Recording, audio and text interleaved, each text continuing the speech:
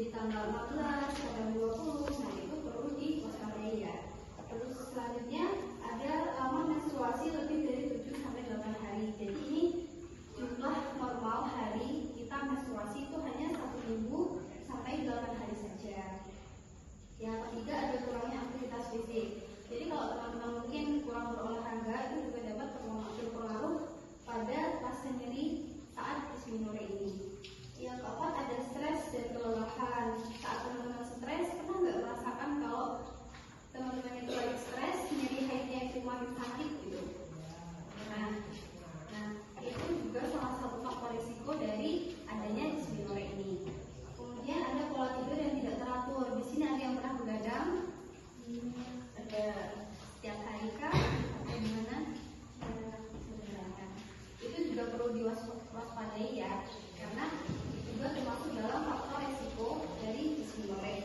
Kemudian yang terakhir itu ada konsumsi makanan yang tidak sehat. Ini mungkin dari teman-teman ada yang suka makan sedap atau instan tiap hari gitu. Nah itu sebenarnya tidak apa-apa kalau 1 minggu cuma satu kali aja. Tapi kalau setiap hari atau keseringan itu juga tidak baik. Selanjutnya ada tanda dan gejala dysmenorrhea. Jadi yang pertama ada nyeri gejala ke pinggang dan paha. Jadi saat kita menstruasi itu pasti ada rasa nyeri dari pinggang sini sampai paha sini. Itu nyerinya tak tertahan. Nah yang kedua itu ada nyeri punggung bawah di daerah sini. Kemudian perutnya terasa tegang, itu jadi perutnya rasanya kaku. Selanjutnya ada mual, muntah dan diare, ada pusing dan lemas, mudah marah dan emosional. Pasti ini teman-teman nggak asing lagi sih, kalau lagi haid pasti sering marah dan juga emosional gitu.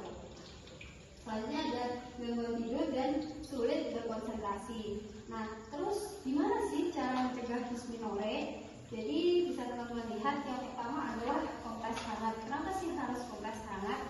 Karena rasa hangat itu bisa membuat tubuh kita itu jadi lebih rileks. Jadi saat kita mengkompres hangat itu bisa mengurangi rasa nyeri yang dirasakan saat mengalami dysmenorrhea. Yang kedua ada aktivitas fisik yang teratur. Itu bisa termasuk dari olahraga. Nah, ada tidur yang cukup, jangan begadang. Yang keempat ada mengkonsumsi makanan yang bergizi. Terus cukup kebutuhan cairan tubuh atau minum air. Mungkin teman-teman tahu nggak kebutuhan harian untuk kita minum air dalam sehari? Tahu? Jadi kita butuh minum air itu 8 liter sehari atau 8 gelas, 2 liter atau 8 gelas. Selanjutnya mengurangi konsumsi kafein berlebihan, ini kopi ya. Terus menjaga kebersihan saat menstruasi. Nah, saat menstruasi itu kita benar-benar dianjurkan untuk menjaga kebersihan. Contohnya selanjutnya yaitu menjaga kebersihan saat menstruasi. Jadi di sini kita perlu memperhatikan kalau kita bisa mengganti pakaian dalam kita itu 2 kali dalam sehari.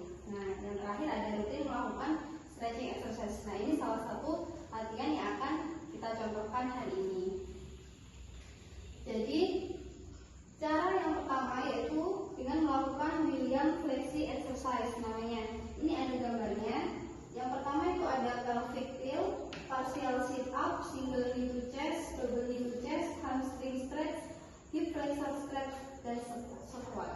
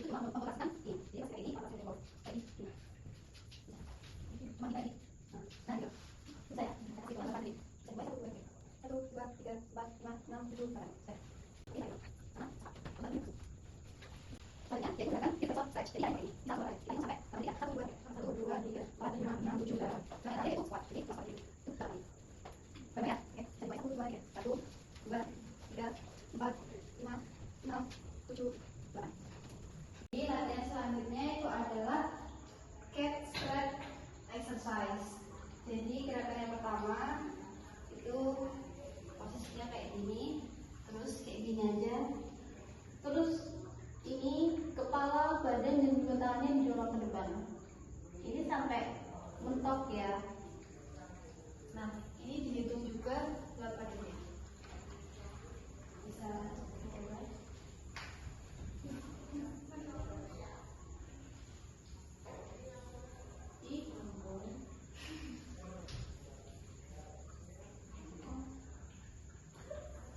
Mulai 1, 2, 3, 1, 2, 3, 4, 5, 6, 7, 8.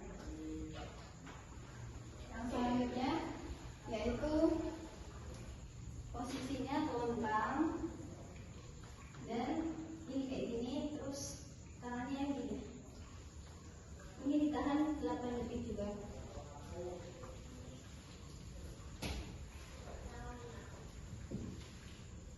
Bisa dimulai.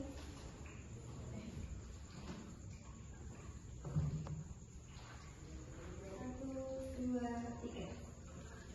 1, 2, 3, 4, 5, 6, 7, 8. Gerakan selanjutnya itu kakinya ditaruh di sini. Udah gini aja, terus ini di straight ke sana.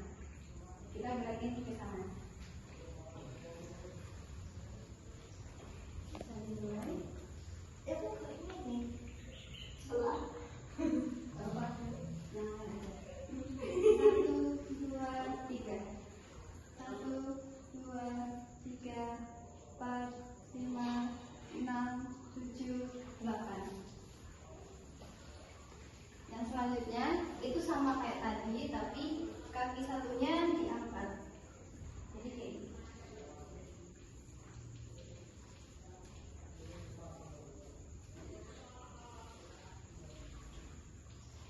Dan mulai ya. 1, 2, 3. 1, 2, 3, 4, 5, 6, 7, 8. Nah, gerakan yang selanjutnya itu sama, telentang juga, tapi kayak gini. Terus ini pergelangan kakinya ini diarahkan ke sana. Nah, bisa dimulai. 1, 2, 3. 1, 2, 3, 4, 5, 6, 7, 8. Gerakan yang terakhir itu posisinya merangkak. Jadi ini posisi cat. Jadi cuma kayak gini aja. Ini kepalanya dibawa ke bawah, kemudian punggungnya dikontraksikan ke atas. Ini.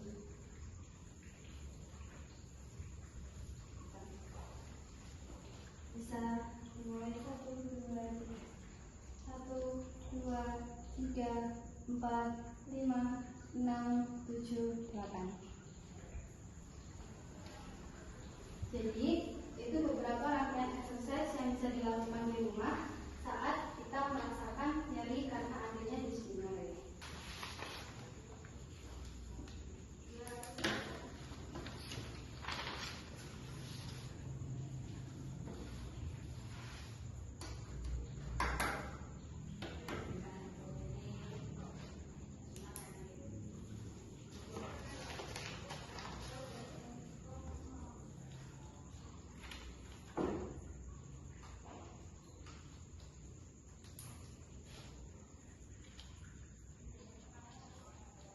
Baik, apa udah selesai?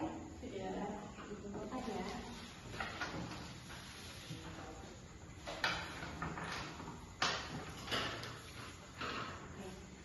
Selanjutnya, mungkin dari teman-teman sampai mengisi kuesioner ini, apakah ada yang masih bingung atau ada yang ingin ditanyakan? Sudah. Oke. Baik, itu mungkin beberapa latihan yang bisa dilakukan. Sekarang yang terakhir adalah kembali mengisi kuesioner yang tadi di awal dikerjain, sekarang mencoba mengerjain lagi. Karena tadi kan sudah disampaikan beberapa materi tentang dysmenorrhea. Ini saya kasih waktu 10 menit ya, jangan lupa dikasih nama. tadi adalah beberapa latihan yang dapat teman-teman lakukan saat merasakan nyeri di saat menstruasi. Jadi kalau teman-teman merasa waktu menstruasi itu stres atau emosi, jadi jangan marah-marah dulu, tapi coba deh lakukan beberapa latihan tadi. Itu semuanya bisa dilakukan di rumah dan juga tidak menggunakan alat apapun, kayak gitu. Nah, mungkin itu saja yang dapat